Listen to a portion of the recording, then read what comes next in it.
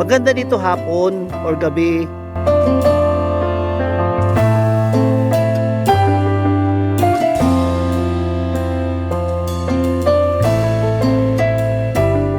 Still guys, ang lakas ng hangin.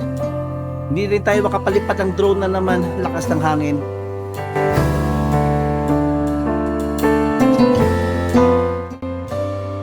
Sobrang ganda ng tanawin guys. Though mainit pero nag-enjoy.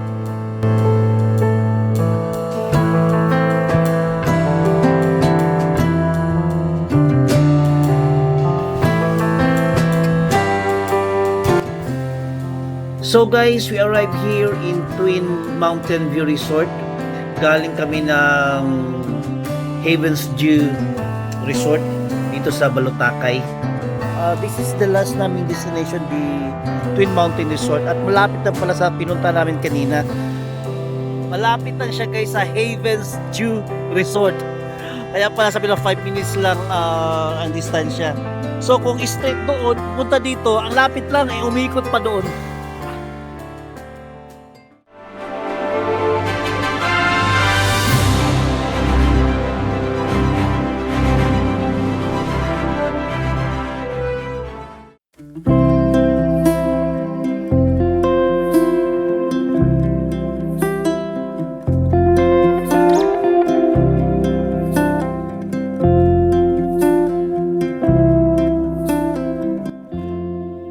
So guys, ang entrance fee nila is adult 120 per person, senior and PWD 100 per person, kids 5 to 11 years old 70 pesos, and below 4 years old free of charge.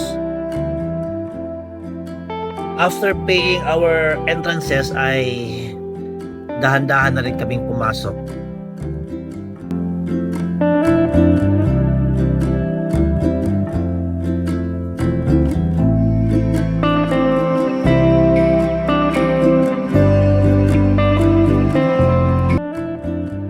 Napansin ko na medyo mainit ang lugar because mga around 4 o'clock kami andito yata. So, ang mas maganda pala, tinanong ko yung mga staff dito, kadalasan pupunta dito is mga 5 o'clock na yung pababa ng araw at saka umaga, yung hindi gaanong mainit. Kaya nga guys, medyo mainit-init pa ang panahon ngayon, mataas pa ang araw eh. Sinabihan kami na kung maglakad kami sa glass ay tanggalin namin ang sapatos or magpaalang kami or magmedyas. Ang init talaga guys. Mga 3:30 pa yata ngayon, ay sobrang init. Sobrang ganda ng tanawin guys. Though mainit pero nag-enjoy kami sa tanawin. Ang ganda ng mountains.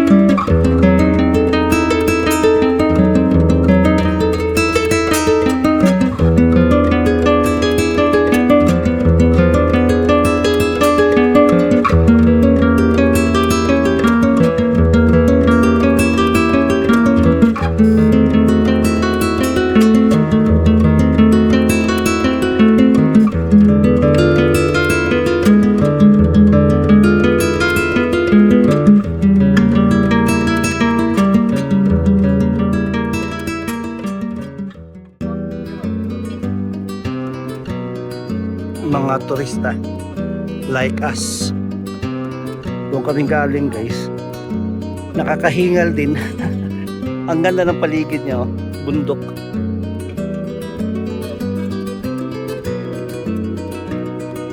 My mom told me when you see him, just I am requesting everyone, especially my friends, to visit Twin Mountain View Resort here in Balotacay, Bansalan. Pupunta kayo dito guys, early morning or late afternoon. Still guys, ang lakas ng hangin. Hindi rin tayo makapalipat ng drone na naman, lakas ng hangin. And kasi masyadong mainit and mag 4 o'clock na, it's time to go para hindi kami magkabihan uwi sa Tagum. So, I hope you like my content guys. We have to go now.